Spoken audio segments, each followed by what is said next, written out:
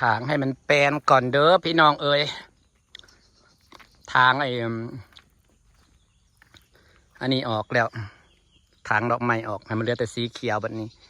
นี่แหละค่ะบ้านเราก็จะเป็นสีเขียวแบบนี้แหละจ้าเขียวเหนียวซับงามเด้ต้นไทรเกาหลีมันกำลังแบบสัตว์นะกำลังแตกว้าวรดน้ำเสมอเลยรดน้ำทุกวันแล้วให้มันสัตว์ให้มันใหญ่เนาะอีกเดือน2 เดือนให้มันเป็นกระแพงสูงคือฝั่งในส่วนฝั่งในนั่นฉีดยาแล้วกำลังกลับคืนมาแล้วอีกประมาณ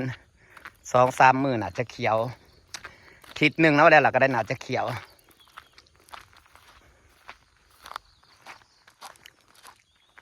เนี่ยกำลังเขียวกลับคืนมาแล้วเขียว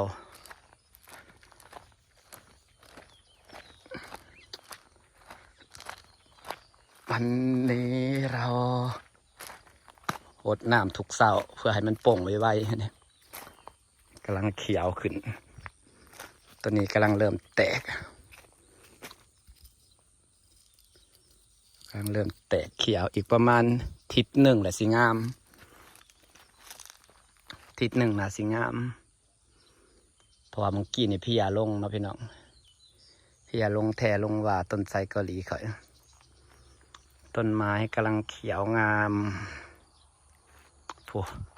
ไปดูไทรเกาหลีฝั่งนี้เขียวงามขนาดกำลังแตกยอดเต็มไปด้วยสีเขียวนะค่ะกำลังแตกพี่น้องพายางเบิ่งงามตามท้องเรื่องไม่ถ่วมหัวอะไรพี่น้อง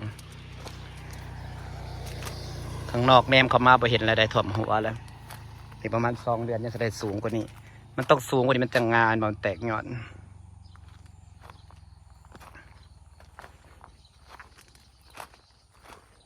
สีเขียว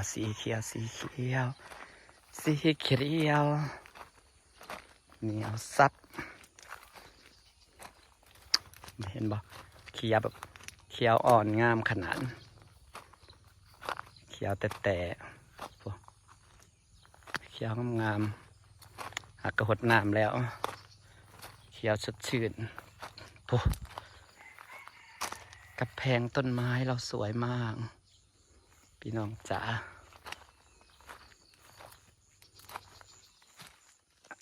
ค่ำแล้วมืดแล้วจ้าพี่น้องอยู่ยามแรง มาเห็ดกินก็ได้ก็จะแล้วเบียกสิฝากบรรยากาศไว้ซ้ำนี้แหละพี่น้องจ๋าหาเห็ดอยู่เห็ดกินก็ว่าสิทอดปลาตำมักถั่วมื้อนี้แม่น้องกีเก็บมักถั่วมาให้แต่สวนฝากบรรยากาศไว้ซ้ำนี้แหละจ้าขอบคุณทุกคนที่ยังติดตามเด้อฝากเข้ามาเป็นกำลังใจในจ้าบ้านสวน